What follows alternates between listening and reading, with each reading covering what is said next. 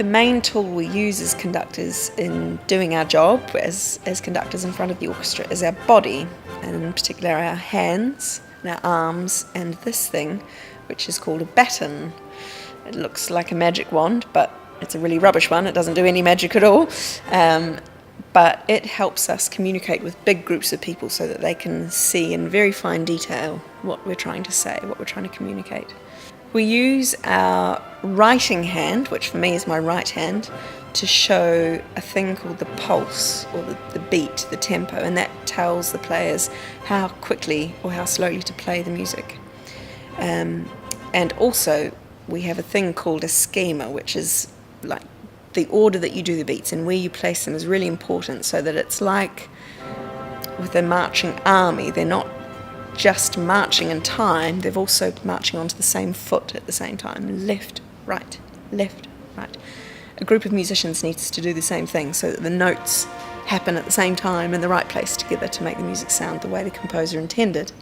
Then we use our non-writing hand, which for me is my left hand, to show lots of expressive and creative things. So it's not just you play this note here, it's you play it there and I want it to sound like a snowflake landing on a leaf, or I want it to sound like a big clap of thunder or a big gust of wind, and that's where we use our body more creatively and expressively to help the players understand how to play, not just when to play. A lot of the gestures we use are totally natural things that you already know. If you think about when someone at home says, "Be quiet, you're being too noisy," they'll probably say, "Be quiet," or "Settle down," and they'll do something really natural like that to you. We use the exact same gesture if we're letting the orchestra know, "Oh, you're just getting a bit too loud." Or if we need them to speed up, the same thing as, say, a school teacher might do, to say, "Come on, hurry up." We use the same sorts of gestures to communicate to the orchestra, so they don't need to think about it. They're things they've known since they were little kids about what these really basic body language things mean. So most music has a certain number of beats per bar to help us keep regular. It can be 4, 3, 2, 6, 1, 15, any number. But the common ones are 4, 3 and 2. So if we learn those together with our stick, you can use a pencil or a wand, whatever you like, and put it in your writing hand, which for me is my right hand.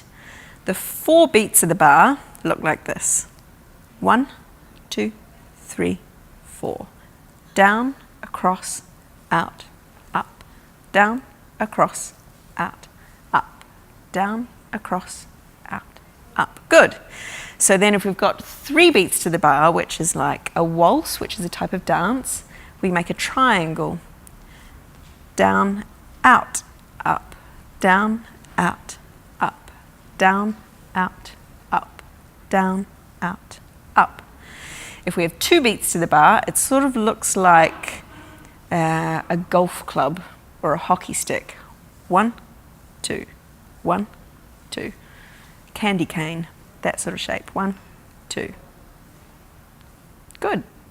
Now that you know the basic beating patterns for 4, 3 and 2, we can add in some expression so we can decide how loud and soft we want it to be. So if we use the waltz, which is the dance in 3, the triangle that we learnt before, we're going to keep doing that with our writing hand. With the other hand, to make it louder, we're going to do this.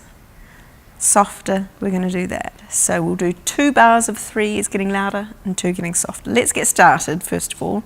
So make sure we're all together. 1, 2, 3. 1, 2, 3. Down, out, up. Now we can make it louder. 1, 2, 3, 2, 2, 3. And softer. 2, 3, 2, 2, 3. 1, 2, 3, 2, 2, 3. Softer. Really good.